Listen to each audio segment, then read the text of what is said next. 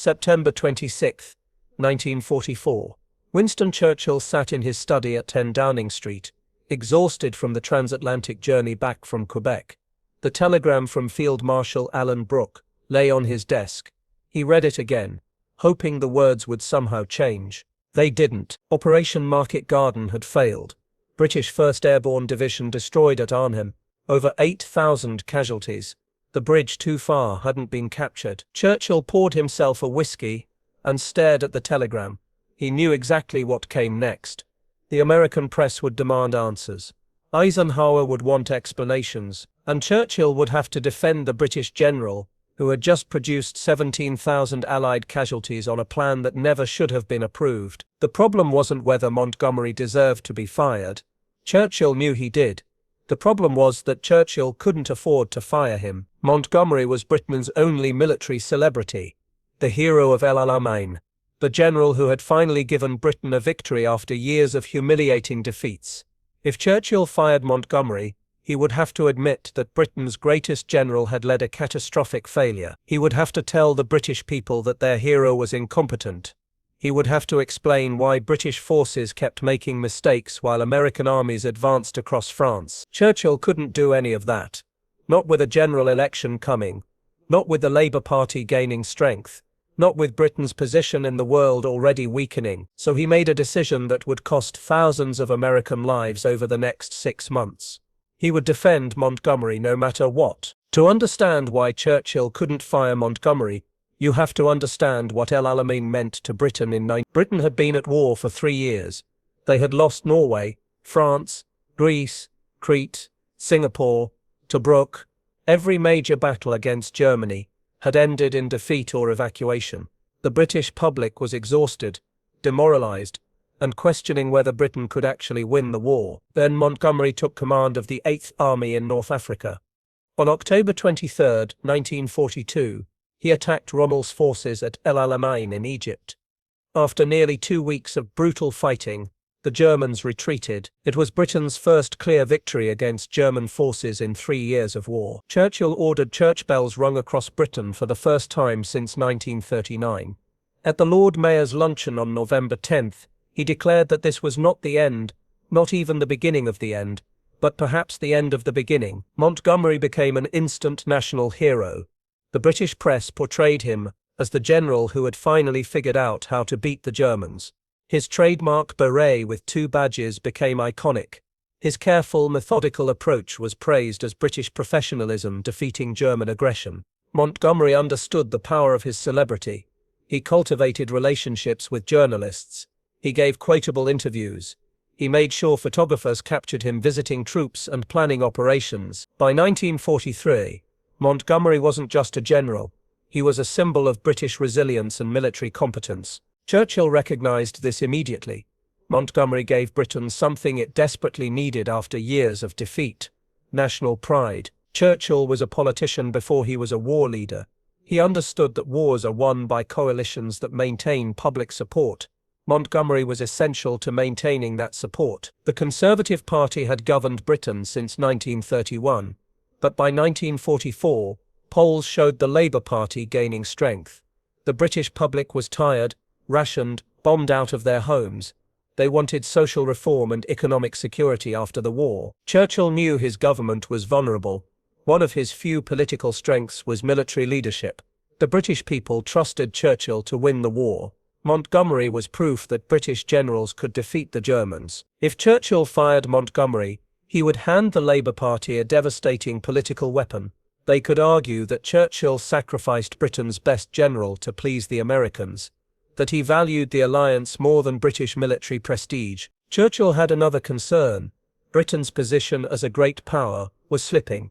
The United States and Soviet Union were the real military superpowers now. Britain was contributing less than 25% of Allied forces in Western Europe. Montgomery's celebrity helped maintain the illusion of British military equality with America. British newspapers portrayed the war as a partnership between equals. Montgomery commanded the 21st Army Group. Eisenhower commanded overall, Britain and America together. If Churchill admitted Montgomery was incompetent, he would have to admit British military power was declining, that American generals made better decisions, that Britain needed American help to win. These were truths Churchill refused to acknowledge publicly. So Montgomery became politically untouchable. By September 1944, Montgomery was obsessed with proving British forces could win the decisive victory of the war. Allied armies had broken out of Normandy and were racing across France. The Germans were in full retreat. The end seemed close. Montgomery proposed Operation Market Garden. The plan was to drop 3 airborne divisions behind German lines in Holland, capture bridges across the Rhine, and open a corridor for British armored forces to drive into Germany. Montgomery promised it would end the war by Christmas. Eisenhower had doubts. Intelligence reports indicated stronger German resistance in the area than Montgomery acknowledged. The plan required everything to go perfectly. One bridge, not captured, meant complete failure, but Montgomery pressured Eisenhower relentlessly. Eisenhower also faced pressure from Washington. The First Allied Airborne Army was sitting idle in England. If the war ended before they were used, there would be questions about why such expensive forces accomplished nothing. Eisenhower approved the operation. He diverted supplies from American armies to support Montgomery. 3 American airborne divisions were placed under British command. The entire Allied Air Force was dedicated to Market Garden. What made this especially costly was Montgomery's failure to prioritize clearing the Scheldt estuary to open the port of Antwerp. Without that port, no amount of supplies could sustain major operations for long. Montgomery promised this would vindicate his strategic vision. He would prove that concentrated British-led operations could end the war faster than methodical American advances. He was gambling Britain's military reputation on a plan that required perfect execution. The gamble failed spectacularly. Operation Market Garden launched on September 17, 1944. Within hours it was clear something was wrong. The 1st Airborne Division dropped too far from the Arnhem Bridge. German resistance was much stronger than expected. Communication systems failed. British paratroopers fought desperately at Arnhem. They held the north end of the bridge for 3 days, against overwhelming German forces. Ammunition ran out. Medical supplies were exhausted. German tanks surrounded their positions. The ground forces, advancing up the single highway, couldn't reach them in time. The road was too narrow. German resistance too strong. The entire operation depended on speed. And speed was impossible. By September 25th, the situation at Arnhem was hopeless. British commanders ordered evacuation. Of the 10,000 British paratroopers who dropped at Arnhem, only 2,400 made it back across the Rhine. The rest were killed in battle or captured. Total Allied casualties exceeded 17,000 men. Market Garden had failed completely. No Rhine crossing, no corridor into Germany, no war ending by Christmas. The supplies that could have supported Patton's advance had been wasted on Montgomery's failed operation. German commanders were shocked by the operation's boldness and confused by its poor execution. They couldn't understand why British forces had been dropped so far from their objectives, why the ground advance relied on a single highway, why intelligence had been so wrong about German strength. German commanders later admitted that Market Garden was a brilliant concept ruined by inadequate planning and execution. The failure revealed that Montgomery's careful, methodical reputation was undeserved. He had taken a desperate gamble and lost. Montgomery's response to the Market Garden disaster revealed everything about his character. He refused to accept responsibility. He blamed everyone except himself. Montgomery blamed the weather for delaying air support. He blamed intelligence officers for not predicting German strength accurately. He blamed American generals for not sending enough supplies.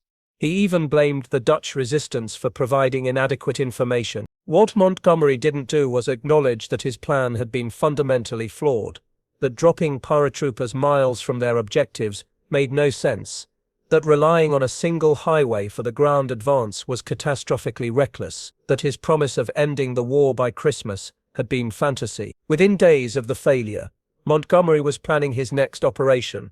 He wanted priority for supplies to cross the Rhine through a different route. He wanted American divisions transferred to his command. He wanted Eisenhower to abandon the broad front strategy. Montgomery told his staff that Market Garden had been 90% successful, that they had captured most of the bridges, that it was a gallant attempt defeated by bad luck rather than bad planning. He genuinely seemed to believe this. Churchill's private reaction to Market Garden was intense frustration. Field Marshal Alan Brooke, chief of the Imperial General Staff, recorded in his diary that Churchill was furious when he learned the full scope of the disaster. Churchill had staked British military prestige on Montgomery's plan. He had personally lobbied Eisenhower to approve it. He had argued to Roosevelt that British forces deserved the chance to deliver the decisive blow. Now 8,000 British paratroopers were lost or captured for nothing. Churchill's heated exchanges with Montgomery regarding the failure occurred largely through Alan Brooke as intermediary. Brooke conveyed Churchill's demands for explanations. Why had intelligence been so wrong? Why had the plan relied on capturing so many bridges perfectly? Why had Montgomery promised success when the operation was so risky? Montgomery's answers, relayed back through Brooke, did not satisfy Churchill. Montgomery claimed the operation had achieved most objectives, but bad weather had prevented success, but with slightly better luck, Market Garden would have worked. Churchill recognized this as deflection and excuses. Churchill told Brooke privately that Montgomery had become dangerously arrogant, that his celebrity had gone to his head, that he was making promises he couldn't keep and blaming others when he failed. Brooke agreed, but warned Churchill against any drastic action. Firing Montgomery now would be political ruin. The British public didn't know how badly Market Garden had failed. The press was still portraying it as a gallant near success. Churchill couldn't afford the political consequences, so he made a decision that would define the rest of the war in Europe. On October 8, 1944, Churchill addressed the House of Commons about Market Garden. His speech was a masterpiece of political deflection. He praised the courage of British paratroopers. He emphasized the bridges that had been captured. He mentioned the German casualties inflicted. What Churchill didn't mention was the strategic failure. He didn't acknowledge that the operation had achieved none of its objectives. He didn't explain that 8,000 British troops had been sacrificed for no military tynan. He certainly didn't criticize Montgomery. Instead, Churchill framed Market Garden as a bold attempt that came close to success. He said the operation had been gallant and well conceived. He praised Montgomery's leadership and determination. He made it sound like British forces had nearly accomplished something remarkable. The British press followed Churchill's lead. Newspapers reported Market Garden as a near victory. The Daily Telegraph called it a brilliant operation that fell just short. The Times praised Montgomery's daring. The emphasis was British courage, not British failure. American newspapers saw it differently. The New York Times reported that Market Garden had been a costly failure, with nothing to show for 17,000 casualties. The Washington Post questioned Montgomery's judgment. Time magazine suggested that British commanders were overly cautious and then reckless when trying to prove otherwise. Churchill noticed the different coverage. He recognized that American public opinion was turning against Montgomery, but British public opinion still supported their national hero. That's what mattered for Churchill's political survival. He had successfully protected Montgomery's reputation while sacrificing American trust. It was a calculation Churchill would repeat over the next 4 months. British politics mattered more than American friendship. The resources wasted on Market Garden had consequences that wouldn't become clear for months. The fuel, ammunition and supplies diverted to Montgomery's operation could have supported Patton's Third Army. Patton had been racing toward the German border in September 1944. His forces had liberated most of France in 3 weeks. They were within striking distance of the Rhine River. Patton believed he could cross into Germany before winter, but Allied supply lines still ran all the way back to the Normandy beaches. There wasn't enough fuel for everyone. Eisenhower chose to give Montgomery priority for the limited supplies available. Patton's advance was halted. Even without Market Garden, the broad front strategy would have slowed operations. But giving Montgomery priority for an operation that failed completely meant those scarce resources accomplished nothing. The delay gave Germany time to regroup. By December 1944, German forces had rebuilt their defenses along the Siegfried Line. They had moved reserves into position. They had prepared the counter-offensive that would become the Battle of the Bulge. On December 16, 1944, Germany launched its last major offensive. Over 80,000 American casualties in 6 weeks. American soldiers froze to death in foxholes. DS units were overrun. The Battle of the Bulge happened because Allied forces had paused in September. They had paused because resources went to Market Garden instead of to Patton's advance. Market Garden failed because Montgomery's plan was flawed. Thousands of American soldiers died in December because Montgomery had wasted Allied resources in September, and Churchill had defended Montgomery instead of holding him accountable. The Battle of the Bulge created another crisis that forced Churchill to defend Montgomery. During the German offensive, Eisenhower temporarily placed American forces north of the Bulge, under Montgomery's command. This was for operational coordination. Montgomery took this temporary arrangement as validation of his importance. When the German offensive was defeated, Montgomery held a press conference on January 7, 1945. He told reporters that he had taken command of a confused situation and organized the defense that stopped the Germans. Montgomery made it sound like American generals had panicked, like American forces had been on the verge of collapse, like only British leadership had saved the day. The reality was that American soldiers had done the fighting and dying while Montgomery coordinated from headquarters. American generals were enraged. Bradley delivered an ultimatum to Eisenhower. If you leave him in command after what Montgomery said, you'll have to look for a new 12th Army Group commander. Patton backed Bradley completely. Eisenhower drafted an order to fire Montgomery and send him home in disgrace. The order sat on Eisenhower's desk, waiting for signature. Churchill learned about the crisis immediately. He knew that if Eisenhower fired Montgomery, the political fallout would be catastrophic for Churchill personally. The British public would be outraged. Parliament would demand explanations. The Labour Party would attack Churchill for allowing Britain's greatest general to be humiliated. Churchill went into emergency action. He called Eisenhower and begged him not to fire Montgomery. He promised Montgomery would apologize. He gave a speech in Parliament praising American soldiers and their sacrifice during the Bulge.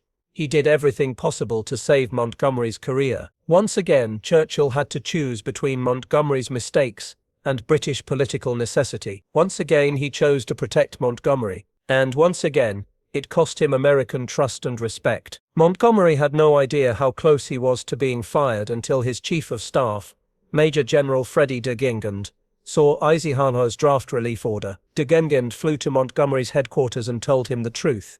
Eisenhower was about to fire him. Churchill might not be able to stop it this time. Montgomery was stunned. De Gingand had already written an apology. He begged Montgomery to sign it.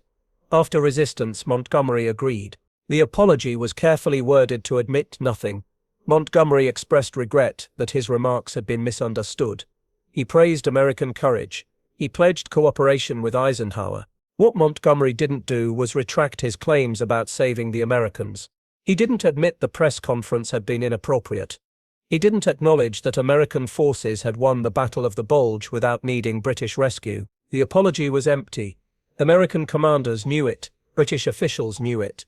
Even Churchill knew it. But it was enough to prevent Montgomery from being fired.